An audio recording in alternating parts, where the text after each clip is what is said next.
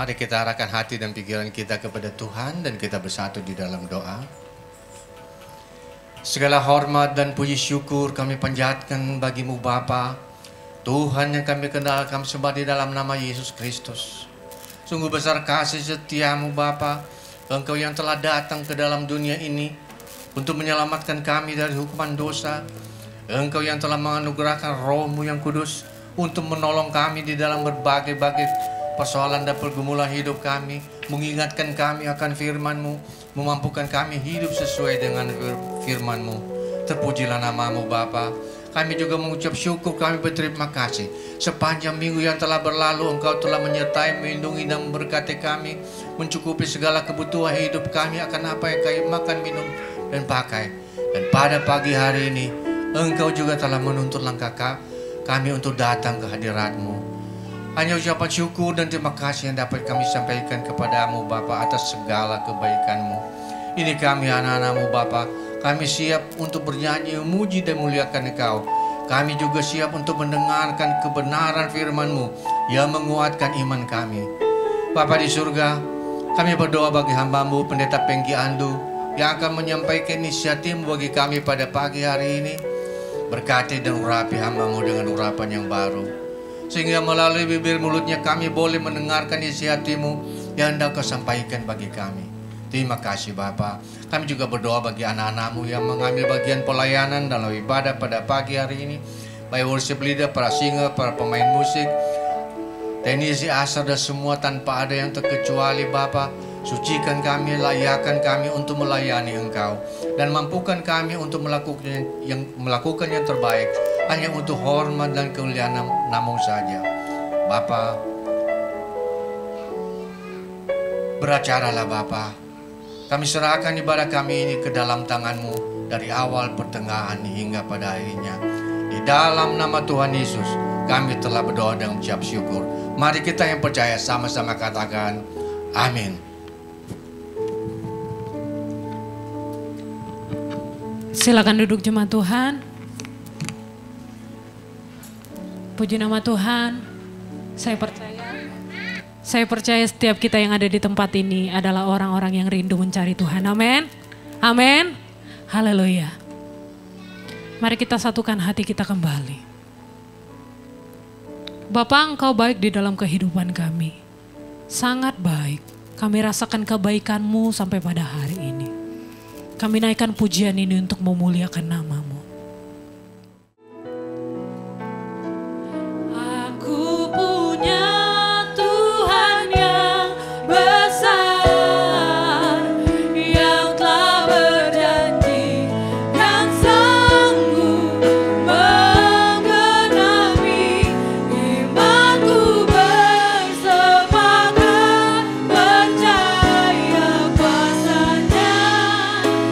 Ku terima sekali.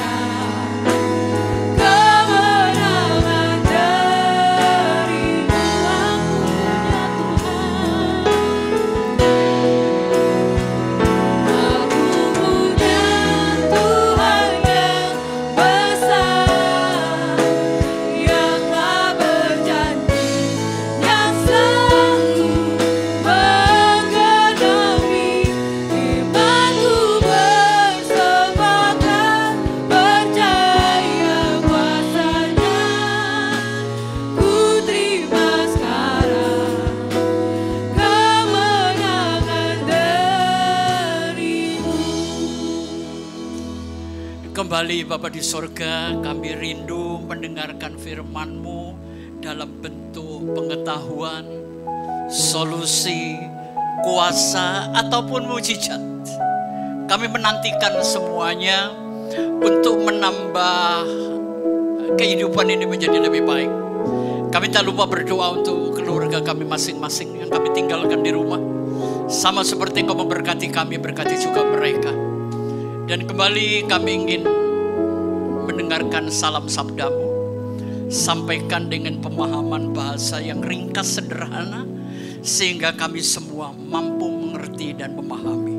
Doa ini kami minta di dalam nama Bapa, Putra dan Roh Kudus, di dalam nama Tuhan Yesus Kristus. Amin. Silakan duduk. Selamat hari Minggu, selamat beribadah. Saudara, saya kemarin pulang hari Rebu, hari Kamis saya ketemu teman saya di Tunjungan Plaza. Sudah lama saya nggak ketemu saudara, 15 tahun. Saya cuma ingat dia, setiap saya kepingin naik mobilnya, saya ketakutan. Saudara. Karena kalau nyupir nggak pernah pelan. Gila itu, ugal-ugalan. Tapi anehnya nggak pernah nyenggol, apalagi nabrak. Itu hebatnya. Setelah pulang, dia ngajak saya nongkrong. Pak Pengki ke Porong yuk. Kira-kira 40 kilo naik tol. Makan OT-OT ya. Oke, ayo setuju. OT-OT itu kayak apa ya? Susah bahasa Indonesianya, pokoknya OT-OT lah. Enak. Ya. Nah begitu naik tol, saya mulai pegangan lagi. Ini gila ini nyupirnya saudara. Pak Pengki nggak usah takut ya. Dia kasih saya satu kotak. Baca di situ. Dia mulai setel lagu. Tapi setiap gasnya ditancap, lagunya berubah. Saya amati. Ini aplikasi baru ya, saya nggak ngerti. Saya nanti pulang saya mau cari, saudara. Jadi kalau kilometernya menunjukkan angka 75 km per jam, lagunya itu God will take care of you. Tuhan akan memeliharamu. Wah keren juga ya. Ini belum mulai. Naik 90, berubah saudara. Lagunya apa? Guide me, oh Jehovah. Tuntun aku ya Tuhan. Saya malu mau nanya saudara, gengsi. Tapi begitu dia mulai 110, lagunya film Titanic, Near God to Thee, makin dekat Tuhan. Oh saya baru, lu beli di mana nih? Keren. Belum Pak Pengki ini belum selesai. Terus dia terusin lagi saudara. Begitu 120, lagunya James Reeves. The world is not my home. Wih persis ya. Tapi pegangan makin kencang nih saudara. Udah 120, 125, begitu 140. Itu nggak pakai diputar, berubah sendiri lagunya. Lord, I'm coming home. Gila. Keren mobilmu ya. Itu dia coba, 160 bu. Udah mikir kepada. Lagunya Skeeter Davis. Precious memories. Tinggal kenangan. Aduh. Pak Pengki bingung ya? Baca Pak Pengki kotaknya. Dan di kotaknya ada satu kalimat, panduan lagu sesuai kecepatan mobil. Lu beli di mana? Ntar saya pesenin Pak Pengki. Jadi pokoknya kilometernya naik, lagunya berubah. Kilometernya naik, itu kalau naik 120, I'm dead. Selesai. Tapi keren ya aplikasi sekarang. Nggak tahu Jakarta ada atau enggak. Tapi semalam saya membaca cerita tentang seorang pilot yang berhubungan dengan menara, ya. Dia lapor, mesin satu mati. Menaranya ngomong lagi, nyalakan mesin kedua. Dia jawab lagi, mesin kedua juga mati. Nyalakan mesin ketiga. Mati juga Pak. Dia mulai panik. Dan menaranya ngomong, cepat. Nyalakan mesin keempat. Itu pun juga mati Pak. Terus kemudian menaranya ngomong begini, oke, semua mati ya. Ambil nafas panjang. Dia ambil nafas panjang dan terdengarlah, Bapa kami di surga, dikuduskanlah namamu. Lewat cerita ini, saya mengambil makna. Hidup itu perlu orang lain untuk mengingatkan kita, mengkritik kita, menegur kita. Berbahagialah kalau Anda punya sahabat yang kontan berani menegur, menasihati. Saya suka punya teman-teman yang begitu. Jangan didiamkan, saudara. Orang itu akan mati. Oke? Carilah sahabat yang berani mengkritik Anda, mengingatkan, bahkan menegur Anda. Nah baik, hari ini tema renungan saya adalah goal. Kenapa Pak Bengki mengambil tema ini? Saya terinspirasi, saudara. Sebelum saya pulang ke Surabaya, saya makan di Central Park, saudara. Tahu-tahu masuklah rombongan, kayaknya orang-orang daerah banget, nggak tahu dari mana. Nah, waktu saya mau naik eskalator, mereka ada di depan saya. Itu mereka mau naik ketakutan, balik, mau naik ketakutan. Tahu-tahu ada anak kecil yang dibawa, naik lewat eskalator yang salah. Arahnya turun, dia pakai naik. Pertanyaan saya, kalau Anda naik eskalator turun ke arah naik, bisa nyampe nggak? Bisa. Bisa, Pak. Tapi diperlukan dengan hitungan kecepatan kaki Anda minim 2 kali kecepatan eskalator. Itu matematikanya. Dan ternyata anak itu sampai. Tapi untungnya ada petugas dinasihatin. Saudara, apa bedanya kita naik eskalator? Kita mau naik ya, naik eskalator naik dan naik eskalator yang turun. Bedanya di mana? Kalau Anda naik eskalator naik, cukup berdiri. Sambil ngobrol, nyampe. Tapi kalau naik eskalator turun, saudara harus menjaga keseimbangan, resiko terjatuh, perlu tenaga lari. Inilah hidup. Kalau saudara naik dengan tangga naik, itulah kasih karunia. Tapi kalau saudara naik dengan tangga turun, itulah usaha yang ekstra keras. Saudara mau bukti? Oke, Yohana, tolong bukain saya. Kejadian 27 ayat 40. Ini belum renungan ya. Kejadian 27 ayat 40. Engkau akan hidup dari pedangmu, dan engkau akan menjadi hamba adikmu. Tetapi akan terjadi kelak nanti, apabila engkau berusaha sungguh-sungguh, maka engkau akan melemparkan kuk itu dari tengkuk. Ini cerita Yakub dan Esau. Saudara, Yakub itu bajingan, kurang ajar, tukang tipu, nggak ada benernya hidupnya.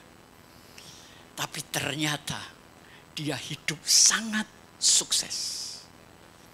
Karena dia hidup dalam kasih karunia. Tapi Esau lain. Dikatakan, engkau akan hidup dari pedangmu, dan engkau akan menjadi hamba adikmu. Tetapi nanti, apabila engkau berusaha dengan sungguh-sungguh, maka engkau akan melemparkan kuk itu dari tengkuk. Esau sama Yakub sama-sama kerja. Orang Kristen yang tidak Kristen, sama-sama usaha, sama-sama kerja. Banyak orang nanya, Pak Bengki, itu gak percaya Yesus, suge-suge kok, kaya-kaya, orang Kristennya kok miskin-miskin? Nah, itu pertanyaannya menantang saya, saudara. Orang percaya Yesus atau tidak, kalau kerja keras diberkati, amin. Syarat pertama adalah kerja, jangan cuma berdoa. Saya bukan anti doa, tapi kalau doa tanpa kerja, makin miskin hidup. Saudara perhatikan, tapi nanti Esau, ini ditujukan Esau. Satu hari, kalau engkau berusaha dengan sungguh-sungguh. Orang Kristen kerjanya biasa, hasilnya luar biasa. Orang yang nggak kenal Tuhan, kerjanya ekstra ekstrim keras. Dia diberkati. Jadi hiduplah dalam kasih karunia.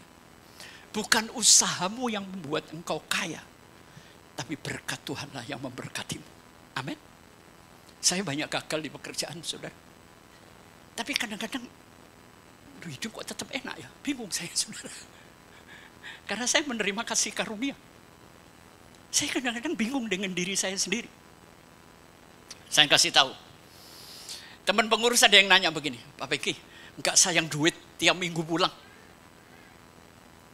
Saudara, tiket pulang balik Surabaya Jakarta 3 juta. Belum kalau delay, saya makan bisa 3-4 kali lebih gede dari tiket, saudara, di bandara. Laper. Kayak kemarin saya sampai Jakarta jam 11 malam, saudara. Ya. Sayang, kalau saya habiskan 4 juta, ini kasih tahu, nggak minta duitmu, 30 tahun gua naik pesawat, duit sendiri, ya. 33 tahun. Sayang saudara ngelihat 4 juta. Tapi rasa sayang saya kepada anak cucu jauh lebih besar daripada uang tiket. Setuju? 1 bulan 16 juta harus saya habiskan. Tapi ketemu dengan cucu 1 jam itu bisa 100 juta harganya. Amin. Anda cari uang untuk apa? Untuk keluarga kan? Itu alasannya. Tapi hasilnya uang kakak dapat, keluarga jauh, pusing nggak? Pilihlah hidup ini mana yang prioritas. Kalau Tuhan masih memberkati saya pulang. Kecuali saya nggak ada duit, ya sudah. Mau apa? Ayo belajar. Saudara kalau punya duit, senang beli barang atau senang beli pengalaman? Saya kasih contoh. Saudara dapat hadiah THR akhir tahun, ya, hadiah Natal 30 juta dari perusahaan. Saudara habiskan uang untuk ke Italia atau beli barang mewah? Siapa yang lebih suka beli barang mewah? Angkat tangan. Tadi di dan Bokut semua ngangkat. Berarti perabotanmu ringsek semua. Kalau saya pergi ke Italia, saudara. Nonton Santorini gimana? Karena pengalaman gak bisa dicuri. Pengalaman itu indah. Amin. Gunakan uangmu untuk pengalaman buat orang-orang yang Anda cintai dan kasihi.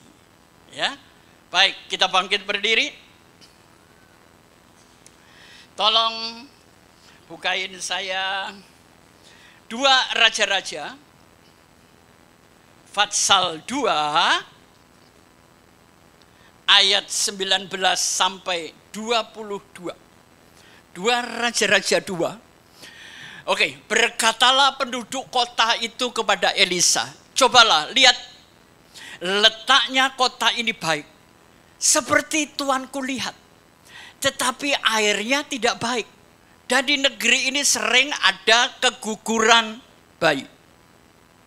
Jawabnya, ambillah sebuah pinggan baru bagiku dan taruhlah garam ke dalamnya. Maka mereka membawa pinggan itu kepadanya. Kemudian pergilah ia ke mata air mereka dan melemparkan garam itu ke dalamnya, serta berkata, beginilah firman Tuhan. Tuhan telah kusehatkan air ini, maka tidak akan terjadi lagi olehnya kematian atau keguguran bayi. Amin. Silakan duduk.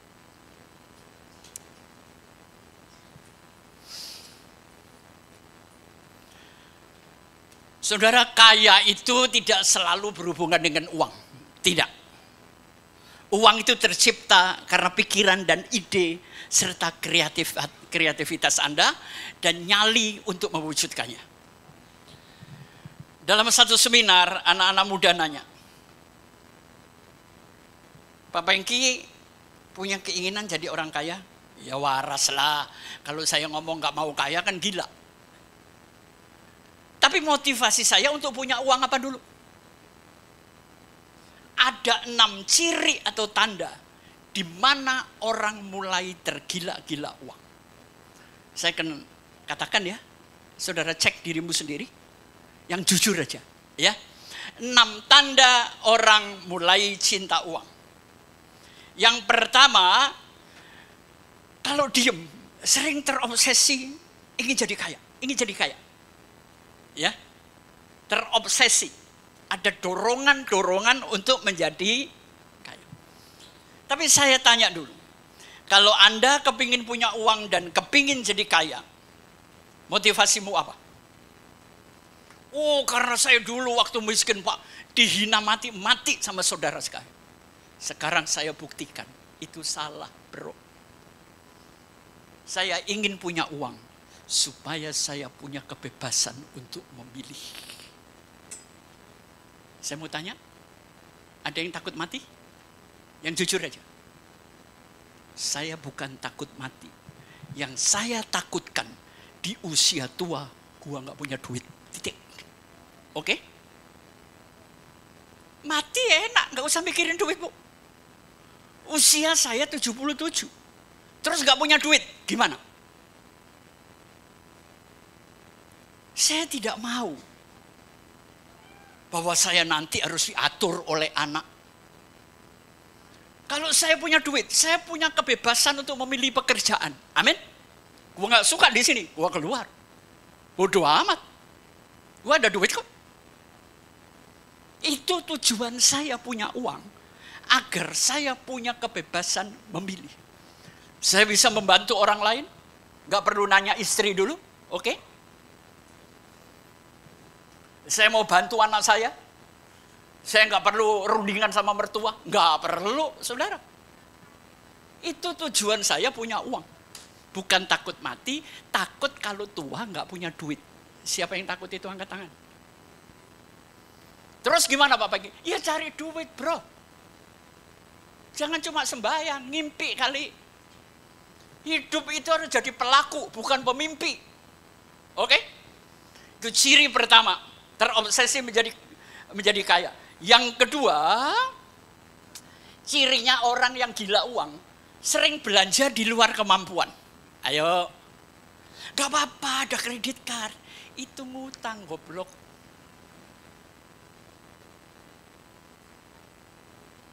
Saya dulu punya temen Bu, waduh kalau stres, belanjanya gila. Belanja di PI, saya hitung dari pintu barat keluar pintu timur Bu. Gopek Teo habis 500 juta. Dalam hati, mbok 10 juta lempar saya gitu loh. Bener Bu. Dia kalau stres ngabisin duit. Kalau saya habis duit, saya yang stres Bu. Saya ngelihat dia belanja stres loh. Ini orangnya masih hidup kok. Ya tetap kaya sampai hari ini. Gila, gila. Nah, yang belum menikah cari wanita gini. Gak perlu tulang rusuk, yang perlu tulang punggung sekarang ini. Weh, tapi kalau jadi laki gitu haram jadah gue bilang. Jangan laki punya sifat begitu. Setuju? Walaupun sekarang musimnya begitu Bu. Belanjanya di luar kemampuan, itu terobsesi jadi kaya. Yang ketiga, cirinya apa? Suka membandingkan dirinya dengan orang. Saya sering lihat HP Android teman-teman itu. Mobil temannya dimasukin HP-nya. Gila Pak, teman saya punya 5. Ini kan orang goblok dunia akhirat. Kekayaan teman dimasukin HP, dipamerin orang. Udahlah hati-hati dengan Androidmu.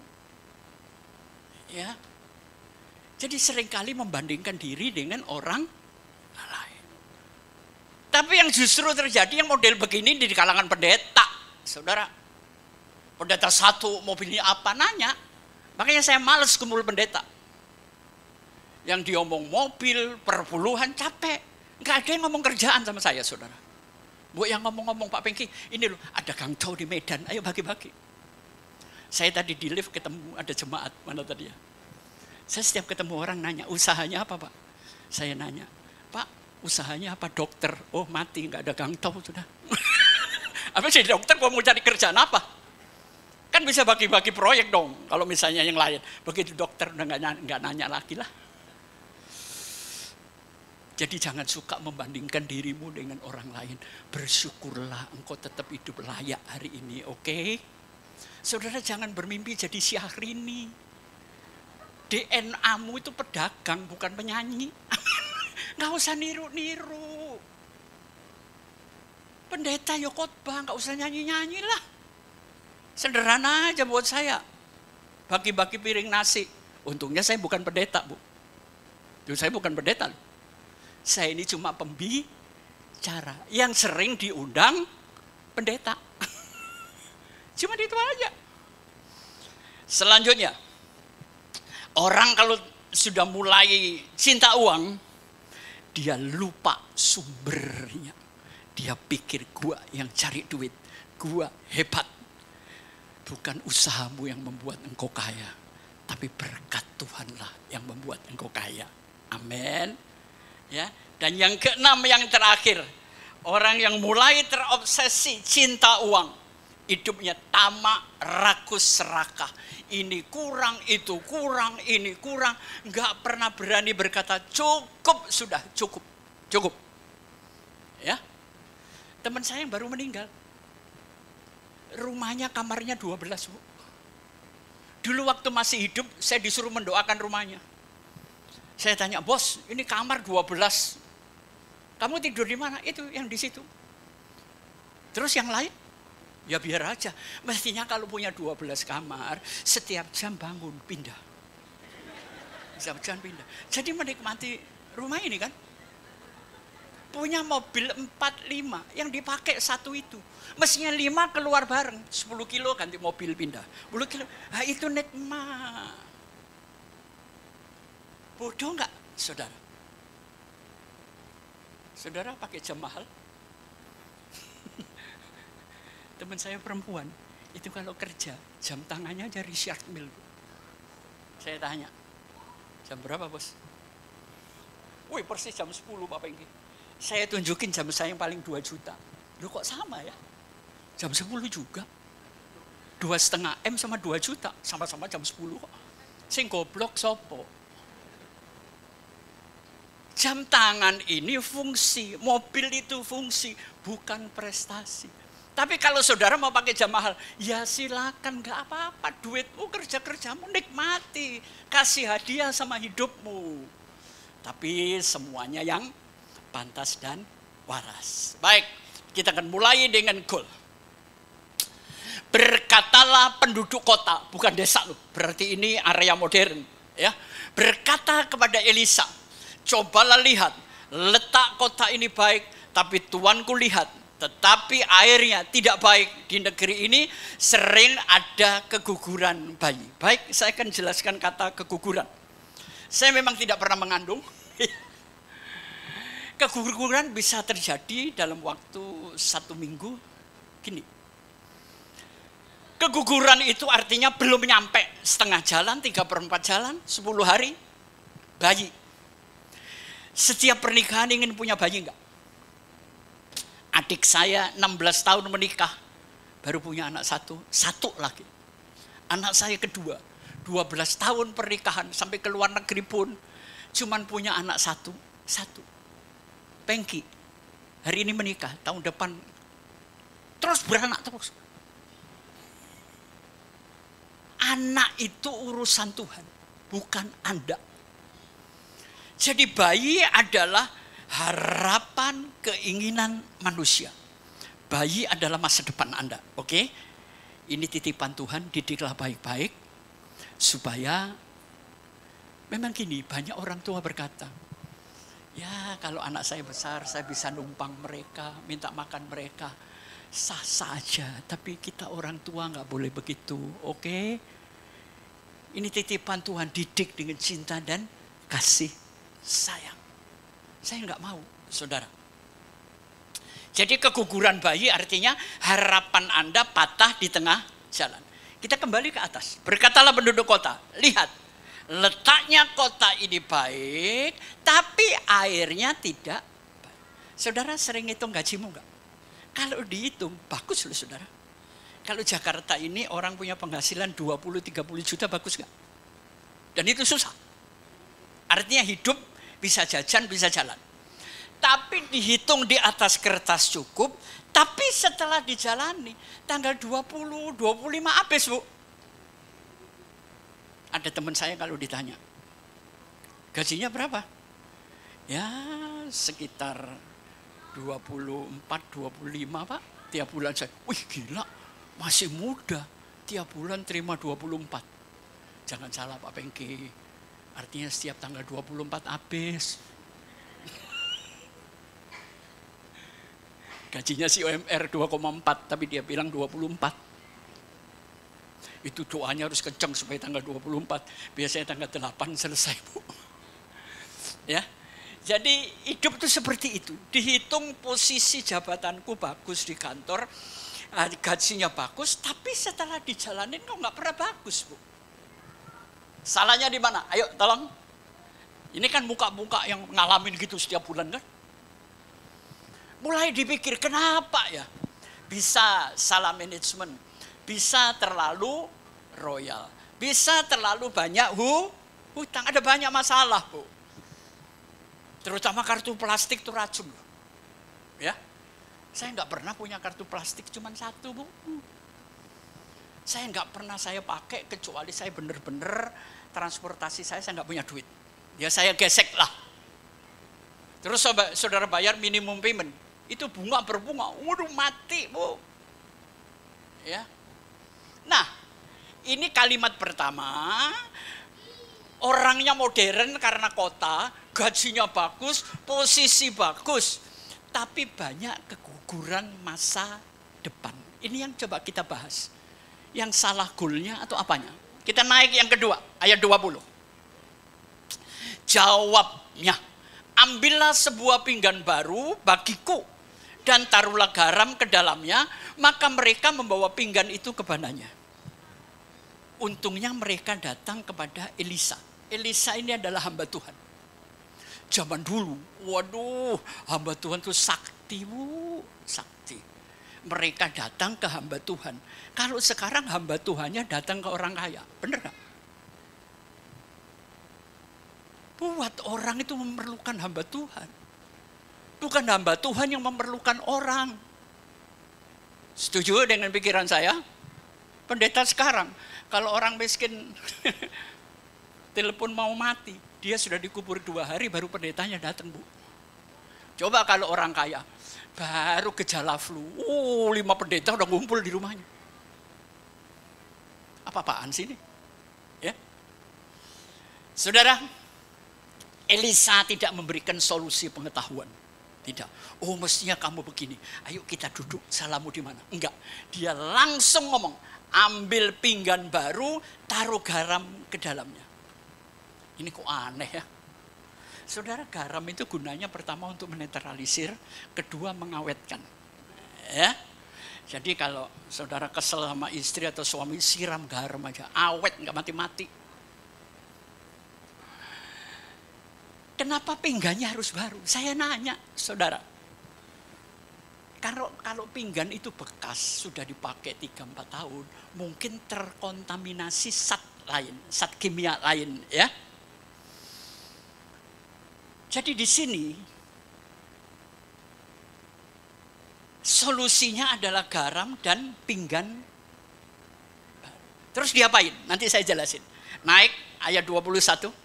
Kemudian pergilah ia ke mata air mereka dan melemparkan garam itu ke dalamnya. Perhatikan. Serta berkata, beginilah firman Tuhan. Telah kusehatkan air ini, maka tidak akan terjadi lagi olehnya kematian atau keguguran bayi. Jadi mungkin Elisa masih punya pengetahuan ya zaman dulu. Garam itu bisa menetralisir. Untuk sementara kita bicara pengetahuan. Iptek. Pinggan baru, dia butuh garam yang punya zat kimia yang menyerap racun itu murni. Jadi dia tidak mau pinggan lama, mungkin terkontaminasi oleh zat kimia yang lain. Anda lihat di sini Elisa berdoa? Enggak. Mana sumbernya? Sumber malapetakannya di mana? Yang dibenahi itu sumbernya, bukan akibatnya, Bapak Ibu. Dia masukkan garam itu dan dia ngomong, sekarang tidak ada lagi keguguran bayi. Ibu-ibu jangan coba sama seperti ini, jangan. Bukan garamnya yang membuat netral, bukan. Tapi ada ayat, beginilah firman Tuhan. Jadi saya mau kasih tunjuk, apa yang saudara pegang, apa yang saudara miliki. Kekayaan, posisi, jabatan, kepandaian, gunakan sesuai firman Tuhan. Nanti itu akan memberkati banyak kehidupan masyarakat. Amin. Bukan jabatanmu, sesuai firman Tuhan. Jabatanmu, kekayaanmu, pendidikanmu, berikan kepada orang lain sesuai firman Tuhan. Nanti hidupmu jadi berkat dan engkau diberkati hidup-hidup. Benar, saudara. Jadi dari ini kesimpulannya apa? Kesimpulannya gampang. Kalau ada satu masalah, cari sumbernya, bukan akibatnya. Ya, sumber kesalahannya di mana sih? Kita cari. Dan kemudian berkati dengan cara yang benar. Gajimu bagus gak? Bagus kan? Tapi kalau dihitung kenapa nggak bagus? Ibu kalau dapat gaji dari suami, ya nanya aja Bu, ya ngomong terima kasih nggak sama suami? Bener, ini suaminya. Bener, dia ngomong terima kasih Pak. Oh, Bapak dapat orang yang tepat. Karena banyak istri biasanya kalau terima gaji dibuka, segini lagi John. Itu gua cekik, gua punya istri begitu. Menikah bukan untuk mencari orang yang cocok, tapi lewat pernikahan saya belajar untuk menjadi orang yang cocok. Loh, Pak Pengki sama istrinya cocok nggak? Sampai mati nggak ada yang cocok juga, Bu. Nggak ada. Ada yang harus saya lepaskan, kadang-kadang saya menekan, kadang-kadang saya ngalah, kadang-kadang saya harus melepaskan ego saya. Ya, pasangan muda-muda, sampai cocok, sampai mati enggak? Enggak ada. Kawin 2-3 tahun udah mulai perang kok. Perang tapi kangen, kangen tapi perang. Sering enggak Bapak Ibu bercanda? Bercandanya belum selesai terus berantem? Sering enggak? Itu bodoh, Pak. Enggak boleh, bercanda-bercanda aja. Makanya kalau saya mau diajak ngobrol istri saya dulu, ribut enggak? Kalau ribut enggak usah ngomong. Gua capek. Sering enggak? Tolong istri-istri, kasihilah kaumku. Amin. Kasihanilah kaumku. Ngomong enak-enak berantem. Ini enak bercanda, Bu. Istri saya dulu agak posesif. TV nyala. Teman-teman saya wanita, saya ini kenal Dara Puspita, kenal Pretty Sister, kenal Ben-Ben. Wong, teman saya anak band semua. Begitu kita ngobrol bercanda, Pretty Sister main. Itu selop istri saya diambil, dilempar TV-nya. Hah? Daripada kacanya pecah, gue ambil, gue banteng sekalian. Sekalian rame kan. Loh, emang dia main jam tayangnya, dia ngerti kalau aku nonton. Cemburu boleh, nggak boleh posesif. Amin. Cuma saya bangga dia takut kehilangan Pengki Andu, Bu. Wow. Takut. Ya. Ayo, semuanya kalau waras itu jadi berkat. Ya. Jadi inilah goal itu. Goalnya di mana? Sumbernya dibenerin. Silakan kita lihat, bisa tayang. Biasanya di sini ada layarnya di mana ya? Terpaksa saya ngalah. What is a wonderful world? Louis Armstrong. Goal. Setiap orang punya tujuan, punya goal kan? Oke, yang pertama. Saudara, ini jadi nggak kelihatan ya. Cara berpikir yang benar adalah hologram mindset. Siapa di sini dulu yang pernah ikut kebaktian saya waktu rem masih di bawah? Di kiri kanan kan ada hologram. Bisa jadi beruang, bisa jadi apa. Saya pernah yang punya Jack, anak sini juga. Saya bikin acara, merpati itu bisa terbang. Dari jarak 40 meter. Kelihatan terbang kayak merpati. Tapi itu permainan teknologi. Itu namanya hologram mindset. Apa isinya hologram mindset? Perhatikan yang pertama. Pada saat Anda berpikir, berpikirlah dengan kerendahan hati. Jangan sombong. Yang kedua, berpikirlah objektif. Kita ini susah objektif. Kita ini punya penilaian. Kita cenderung bela siapa? Ya kan? Nggak boleh. Objektif, netral. Yang ketiga, berpikirlah dengan keunggulan. Leading. Jangan berpikir di belakang. Pikir yang unggul, saudara. Kemudian berpikirlah secara organisasi. Yang kelima, berpikirlah dengan rasa syukur. Bersyukur. Sini ada yang suka digigit nyamuk? Digigit nyamuk itu enak atau laknat? Yuk ntar dulu. Waktu Anda digigit nyamuk, Anda garuk kan? Makin digaruk, makin mulai kayak ada kelihatan darah, makin nikmat atau sakit? Nikmat. Saudara, nyamuk jangan dibunuh. Karena justru dengan nyamuk, maka muncullah pabrik Baygon.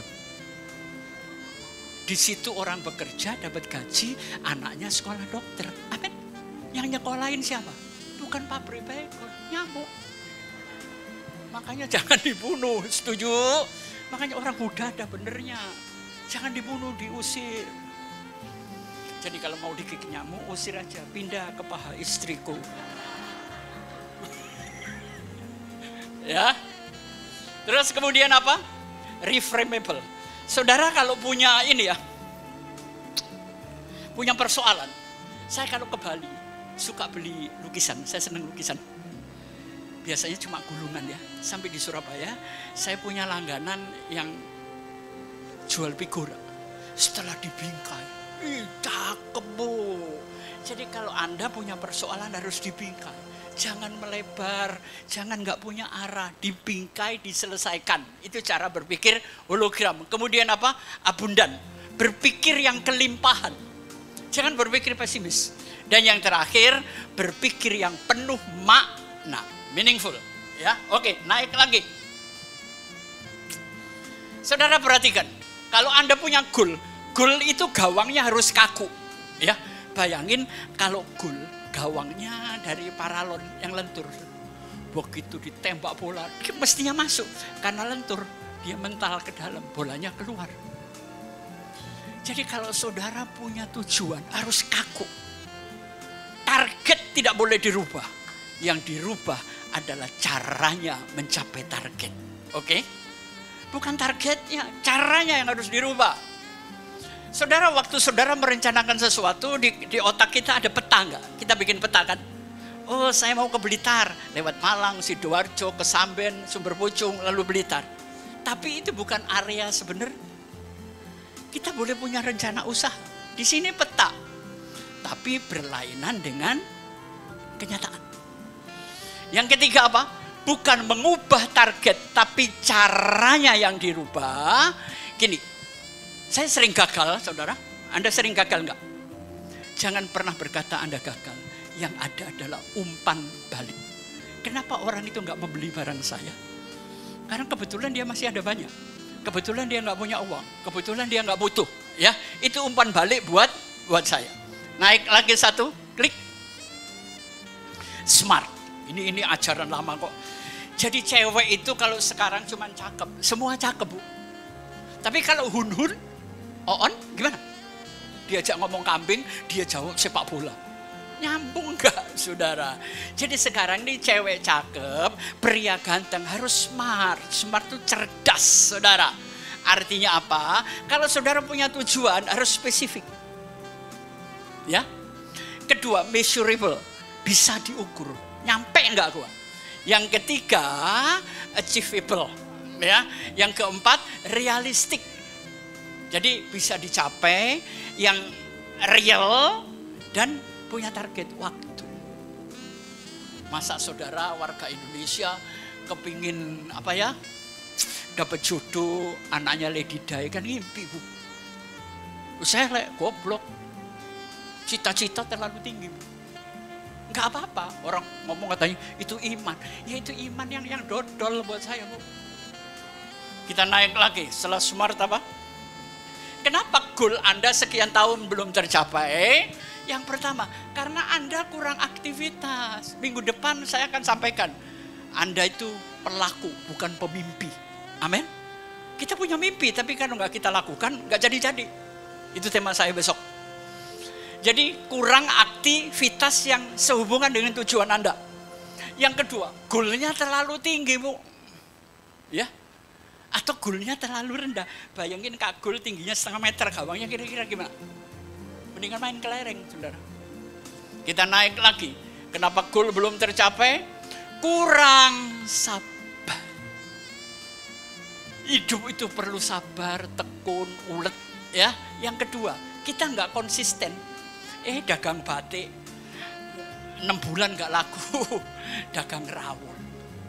Rawon nggak laku. Buka bengkel, kapan jadinya Bu? Ya, harus konsisten. Dan yang terakhir, karena tujuan Anda tidak memberikan sesuatu yang jadi hadiah buat Anda.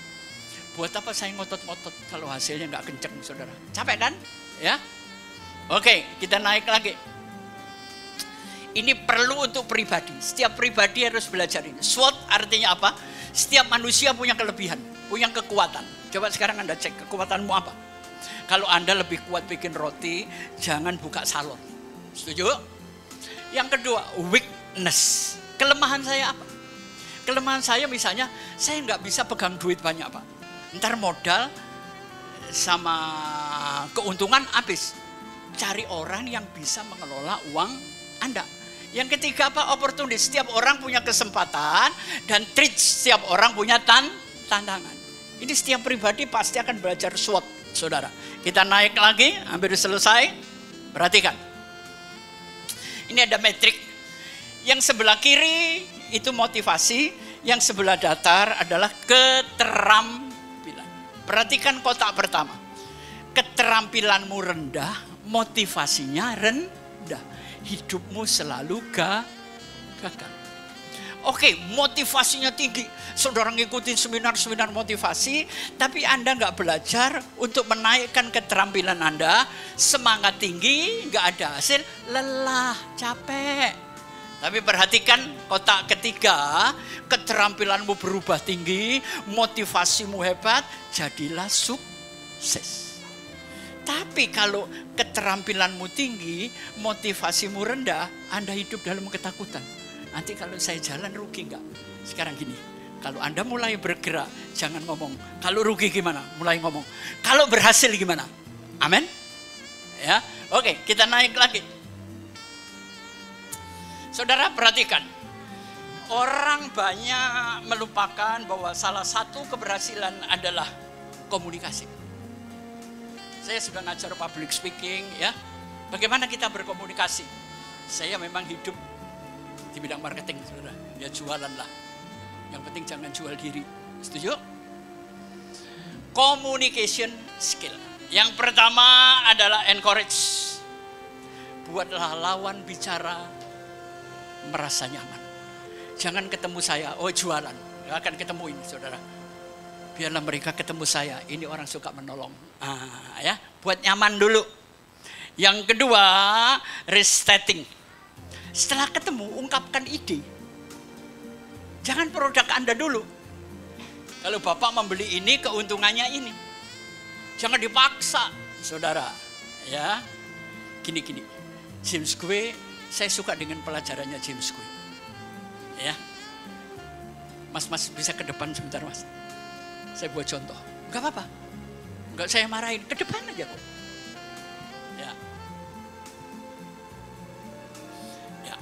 Saya menjual sesuatu kepada dia. Pada saat dia ngomong enggak, saya paksa. Kira-kira dia beli enggak?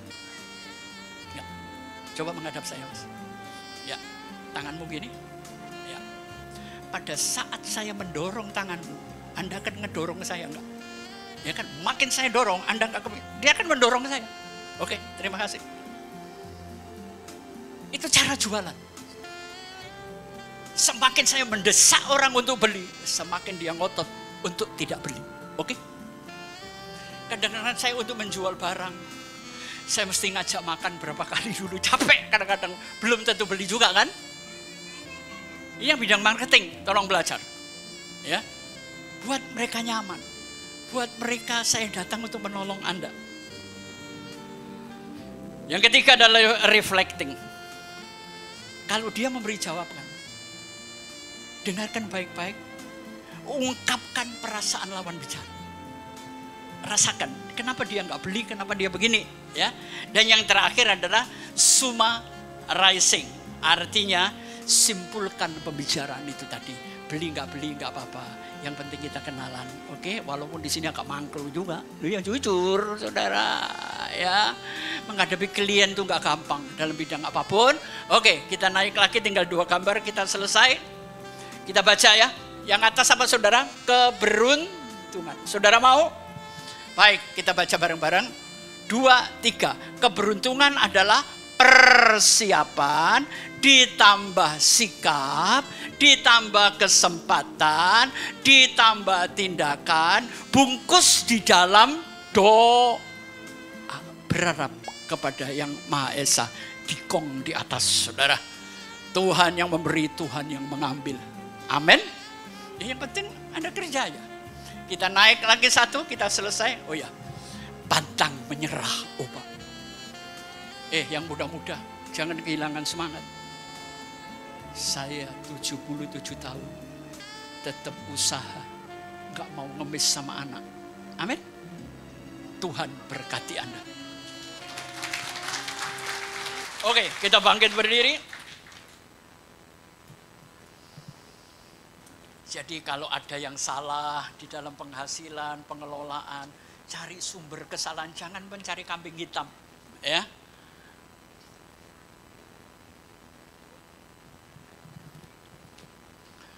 Saudara, saudara jangan menganggap kalau Anda berhasil karena Anda hebat. Ada orang-orang yang mendoakan Anda, ya. Siapa orang itu? Saya minta nada D.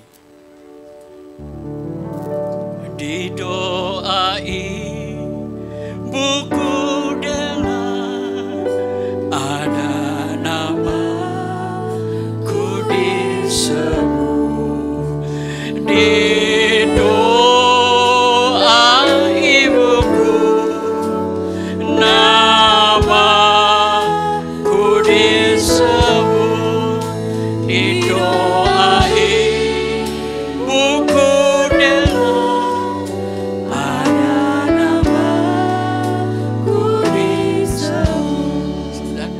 siapa yang sudah jadi ibu? Nah, ya. Saya dulu punya jemaat. Kalau anaknya minta sesuatu nggak dikasih, ibunya dilempar kunci, dilempar gembok, sampai memar, Bu. Dia nangis. Ini gimana Pak Pengki? Saya cuma katakan berbahagialah. Kalau ibu punya anak nakal, ibu mau anaknya diem, diberdirikan berdiri, dilepas roboh, mau?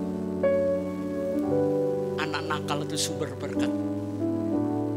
Di situ engkau berfungsi sebagai seorang ibu, mendoakan, merawat. Cuma anak-anak juga jangan kurang ajar ya, kalau Pak Pengki ngomong begini nggak boleh ya. Ayo kita pernah jadi anak, doakan anak-anak. Saudara jadi orang hebat karena doa seorang ibu. Negara ini hancur karena tidak ada sosok ayah di dalam rumah. Kita nyanyikan sekali lagi. Didoai buku dalam ada namaku disebut. Didoai buku namaku disebut. Didoai buku dalam ada namaku disebut. Hamba berdoa untuk ibu-ibu di tempat ini, karena doa ibu, hidupku diberkati Tuhan. Sekarang doakan anakmu. Para ayah, jadilah sosok suami, ayah yang berhati Bapa, supaya keluarga ini diberkati dengan luar biasa. Hamba lepaskan damai sejahtera dari Tuhan Yesus. Terima kasih Bapa, buka jalan, bukalah gembok-gembok kegagalan, yang ada adalah umpan balik. Di dalam nama Bapa, Putra dan Roh Kudus, di dalam nama Tuhan Yesus Kristus. Amin. Saudara diberkati. Amin. Silakan duduk. Jadi tema saya minggu depan, jadi pelaku bukan pemimpi, supaya hidupmu kecukupan. Tuhan memberkati.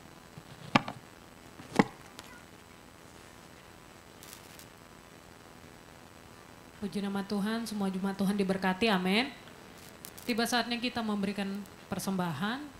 Adakah jemaat Tuhan yang belum mendapatkan amplop persembahan? Boleh angkat tangan yang belum dapat.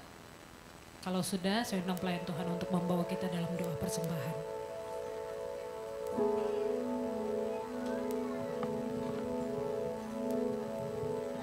Angkat amplop yang sudah di Bapa kami dalam surga, dalam nama Tuhan Yesus, kami mengucap syukur, terima kasih atas segala berkat-berkat yang Kau berikan sepanjang minggu ini. Kami boleh mendapatkan yang terbaik dari-Mu.